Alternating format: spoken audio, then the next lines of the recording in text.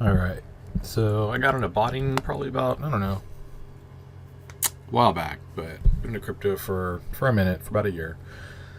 I wanted to get in as a short, you know, because when I was looking at it last, you know, 15,000, 18,000 all time high, for me as a short, I really wanted to short it, but I couldn't get approved to any exchange that would allow it. And I was looking at it back in this section. And then through the year, you know, I traded this, I had to long, and it was a really rough year, dude. And it got over into this section, and this is what we're talking about now. I got into botting because, you know, 24/7 is why I left stocks. I don't like the market closing, so crypto is super interesting. But the better opportunities for me to short are over in this area in 2.3. You know, and this even starts to get choppy, and this part's okay. When you start getting to this range, in this range, this gets harder. This gets harder to long, it gets harder to short. People always think that's the best shorts, but this gets real choppy. It don't always look just like that. It looks a lot more like this. And then as you finish out, it goes over into here. So you really need to adjust your strategies for entry and exit for your bot or by hand to each market, because if you're over here and you're running like, you know, gain, then you're running a loose entry. If you enter on a pop and it comes back down, well, no big deal, dude. Like, it's on the uptrend, you know, overall, it's on the uptrend. You can enter sloppy as, you know, whatever you want. Like, it doesn't make any difference. But if you run that same strategy over here and you enter up on a pop, you're never going to come back. You're screwed. You're all the way back down. You're going to wait until this cycle comes all the way back around and starts to climb up. And even here, you know, you enter, you know, in a bad spot. Okay, you're good. If you get it on the pullback, man, you're great. You know, there's a line right there. Boom, boom. Okay. But again, each strategy is a little bit different. So this video is probably not going to be for you in a week, a month, a year. It's not going to be forever. It's for 4.3 late decline. Like it says, the downward momentum is still present and declines can come rapidly, but so too can violent short squeezes, rallies, particularly after bad news is reported. Now this is a stock chart, but it holds true for crypto. It doesn't make any difference. And that's the thing. So we're going to jump over to what I would use in this particular section, because if you're using like, you know, EMA spread or all that, most likely what's going to happen is every time it pulls back, you're going to get bagged and bagged and bagged and bagged. And it's nothing against the bot or anything else. It's just you get bagged for that in real life. So adjust to hand charted. So you have to know a little bit more to be able to adjust your bot correctly. So at that point, this is the settings that I'm running right now. Somebody's going to look at this and go, that's stupid, you missed this. Like, I totally be doing this. That's great. You know, hopefully somebody out there sees that and wants to adjust it to even better. But for right now, for 4.3, what I set up is this. Okay. And my buys, I have ping pong set up. So this is ping pong with gain. And I adjust each portion of it based on what the market looks like on the lower time frame with respect to the fact that we're in the downtrend on the backside of 4.3. When you drill down to lower time frames, obviously, like I said, in late decline, there's up and down. So you obviously want to try to enter on a pullback and get out on those minor pops. You know, you can't be entering over here and down there. So that's the thing. We're going to draw some support for our ping pong entry, and we're going to adjust the exit based on what we feel like the market's doing. So let's just go through this real quick. All right, so buy would be enabled, yes. I'm also on version 11.76. I will not be upgrading to 12. You know, like that's, you can do whatever. So 12 may have some much better options, but for right now, this is what I'm using. Okay, so never buy above, leaving that off. Buy method, it's ping pong. Ping pong is going to be 0 because I'm setting that by hand on the exchange. The sell, this is where I'm going to adjust things based on the sell once we chart. Sell obviously would be enabled because I want the bot to take over. Its method is gain. If there is very little overhead potential from the dip to the pop, I'm going to pull this back further, okay? So like 0.5, 1%, 2%. You know, like 2% is like pretty, like you're asking for it in this market to just get fucking raped. Okay, take profit. I turn that on if it's moving really slow. So let's say on one of those lower dips, it's taking a couple days to get back to overhead res, and it's looking more like it's going to fail versus just, you know, range between a low and a high for a little bit before it makes a lower shelf, then I'll turn take profit on. That's one of those spots where you're like, okay, I'll set my gain to, you know, 2%, because 2% is a little bit conservative. 2.5% is about where it would go from 30 to 33 to make my exit. So let's put it at 2 realistically, so we can make sure we get an exit, not a bag, and take profit for moving slow. If it's too tight for take profit, then just drop this down on the gain to like 0.5. You know, just don't get greedy. Like, you're here just to make money. Just, you know, play the range. Play the range that's on the chart at the time and rechart often. Take profit only. If you turn that on, it will, you know, set it so you can take a little bit of a loss. But that's something you got to think about right when you set this up. Are you going to run double up, or are you going to run a stop loss? I don't run a stop loss at all. So generally this is off for me, but leaving that on too, if you hit double check gains, it won't sell. So you can just kind of adjust those things based on if you're going to run double up or if you're going to run take profits or a stop loss. All right, so if you're balanced, you know, putting your trading fees, it doesn't really matter. This is all ridiculous. Like, you're going to set that on the overrides anyway. Indicators. So if I was going to actually turn this on and not put a limit order by hand on the exchange but let the bot use it, sometimes I throw on RSI as well, because if I chart a lower support, call it $30 on LTC, and I see it go to 29, 28, 27, if I want to try to make sure that I get a buy, but I want to catch it when it's really falling apart versus just floating while I'm asleep, I throw an RSI on, because it'll start looking for ping pong entry at the 30 that I set, but until RSI drops low enough, it's still not going to make a buy. So that's something else where you can get a little more tweak on it when you get a little more advanced. And if you want to let the bot actually make the buy. I don't. I like to set on the exchange, because on Coinbase, I don't pay any fees for putting the limit on there by hand. I won't get any trail me on it, obviously.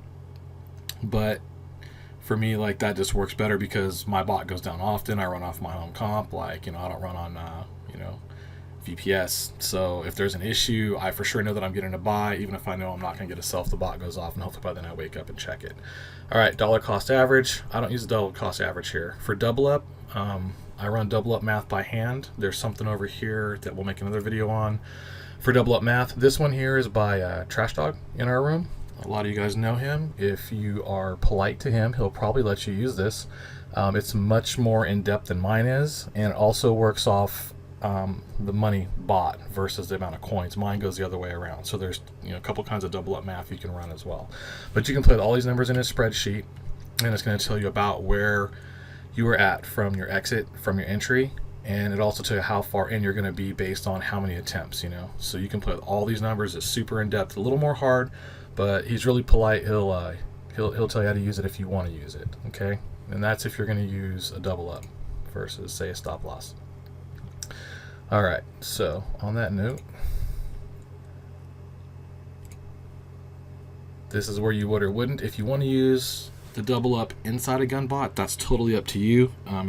It doesn't run the way that I like. Reversal trading is not even an option to me.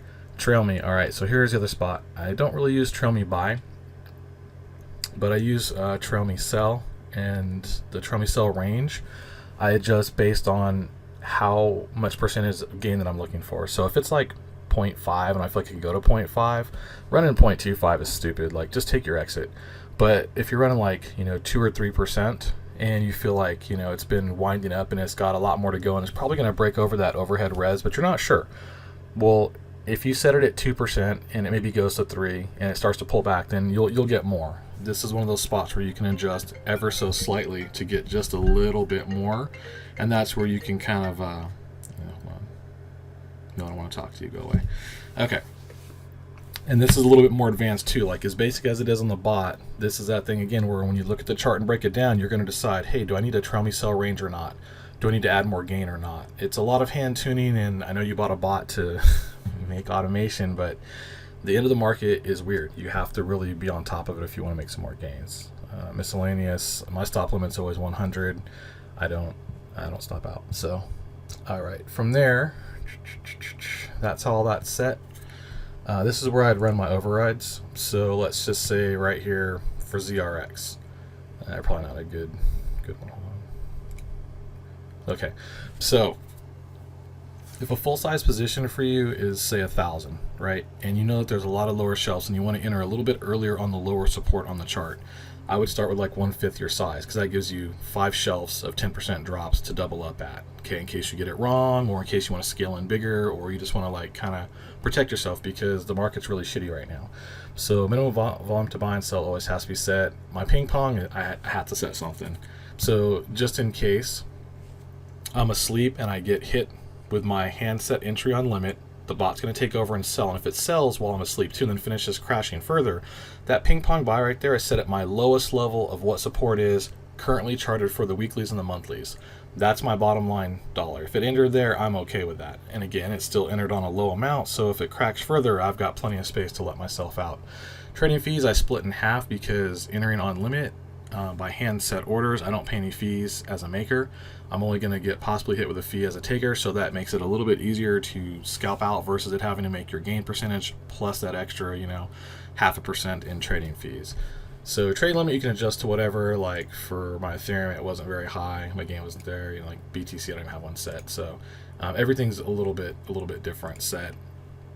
BAT was a little bit higher, but I'm not running that kind of strategy on that. So to run your PPBearGains, set your trading limit, set your buy limit in here for protection, but also make sure after you do your charting to set it based on what's good for you. So let's look at something real quick on the chart. And I think you picked BNB. So for BNB, if you're looking for entry, jump on the monthly time frame. There's not a lot here. It's a newer coin, but let's just do it anyway. So for the week,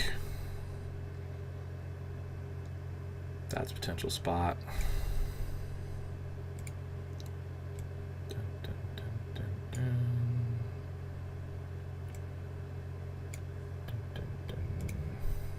So this would be called left side of the chart. Left side of the chart is always from the other side of the apex. So this is this side, and now you're in full downtrend. Well, this side and then downtrend. So we'd look at any major spots that were like, sticky points. See that spot right there? I definitely want to chart that. So right away, that spot to me, before we ever saw the rest of the play out, like if we were still just right in here in this candle, I still like that candle because you could see where the one opened and closed and then opened and closed again. And then later on, once it started coming back, what do you know? Let's carry that on out. Oh shit, look at that. Right into that wick.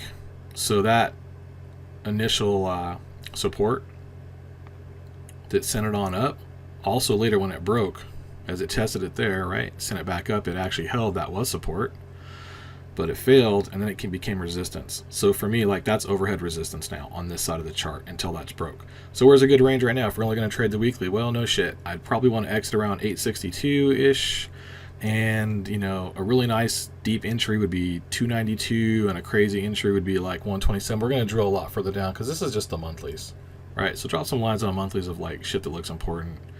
If you see some double wicking, right there, some double wicking came through, and hey, what do you know? On this side of the chart again, right there. But that time it broke and it came up, so now you got a little bit of range in there, and that's cool. So let's just drop down to the weekly. So anything sticks out at us. So now you're starting to get a little more range. So do we want to try anything above this? Sure, man. It's looking like it might go higher, and if not, right now the range is 687 to 862. That would be my first entry. It's scaling 1/5 because there's a lot to go here, and there's not a lot of history from both sides of the chart, but we're still ranging. So let's drop some more. So if it were to break that and run on, where would I set my first exit? What looks good here? There's a lot of congestion over in there. That's hard to tell on a weekly. Nothing really jumps out at me on a weekly. Possibly that right in there. That spot right in there and this spot right in here, because it's kind of, spent some time in that range for a while. So let's just go ahead and drop down to a daily. Let's chart a weekly down below real quick. Hold on. Because that one I did see something that I liked. So that would definitely be a first entry, a second entry, a third entry, a fourth entry, and on down. So if I had to average down, or I wasn't going to run a stop loss, those would be some major ranges.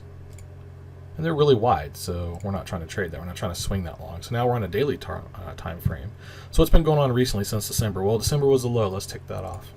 This side of the chart, that's the all-out bottom until a new all-time low is made.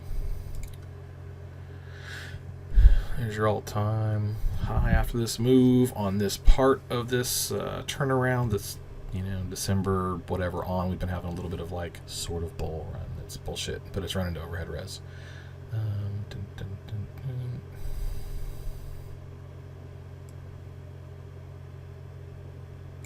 and you're just kind of like lining up wicks, you know, where things held. Now, if we were to throw on like EMAs right now, you'd probably find out that, you know, this was a rising one or a falling one, or you're running something else.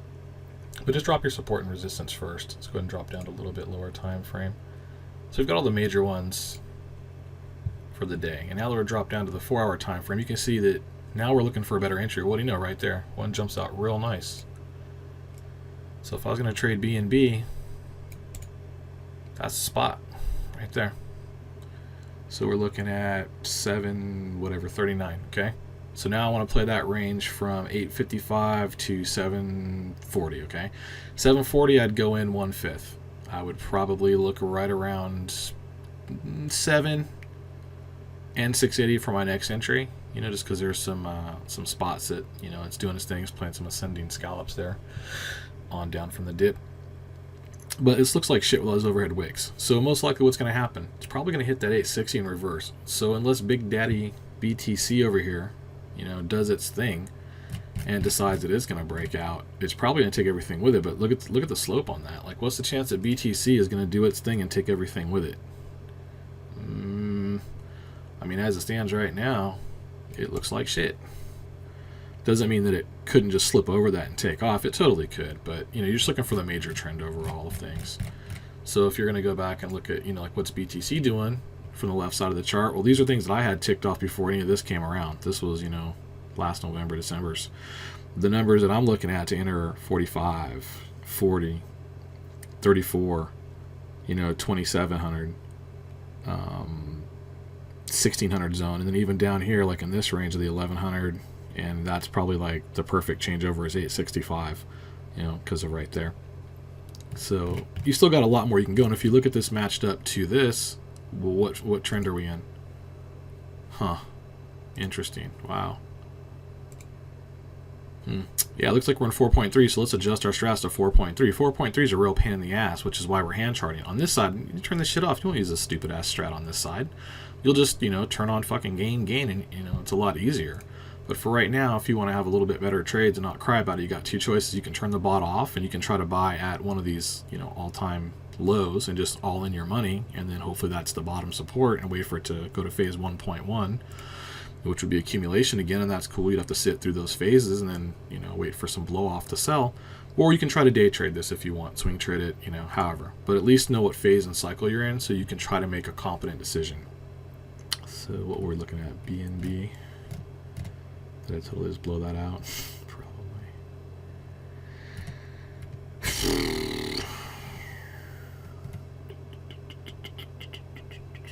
fuck did I do with that chart? Fuck, I might be retarded. That's also probably a good notion to probably not listen to me because I'm possibly retarded. Autistic for sure. I think it's autism. Son of a bitch.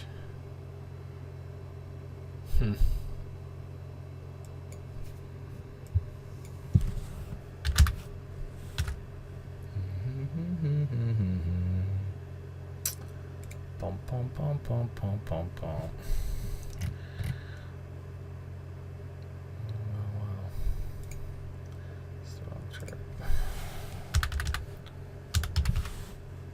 Probably should edit that shit out, but I probably won't. It's a lot of work. Oh, success. We got lines still. So, scale back out. Same thing. Let's compare those charts. What do you know?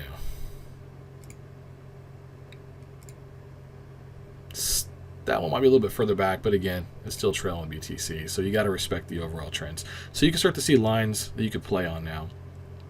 Well, this is most likely reversal. If it's not and it keeps running, that probably is.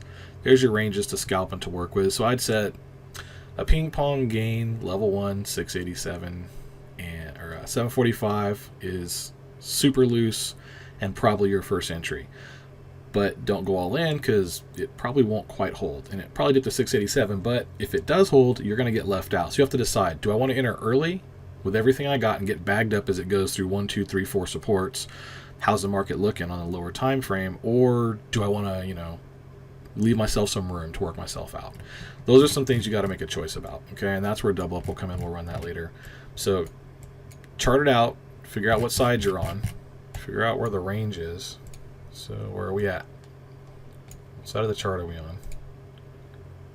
Okay, what phase are you in? On the daily time frame here. Find your trend. Are we in the uptrend? No, we're in the uptrend of the downtrend, and it's meeting the edge. So is this the place to probably go all in and long? Most likely not.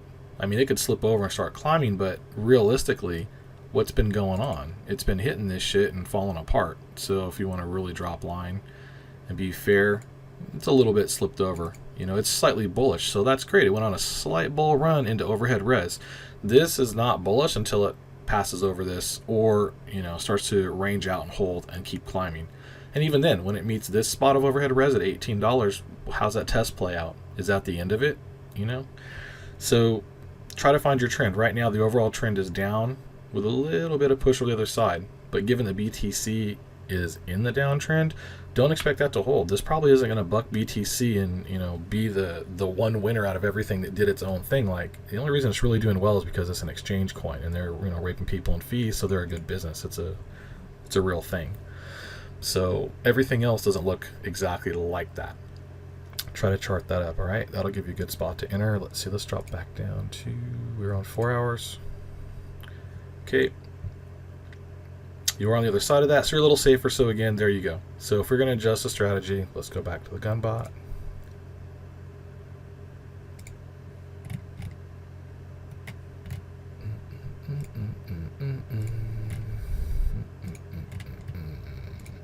So we talked about it, about 740. I'd put that on the exchange. My sell on that, it's got a little bit of overhead range.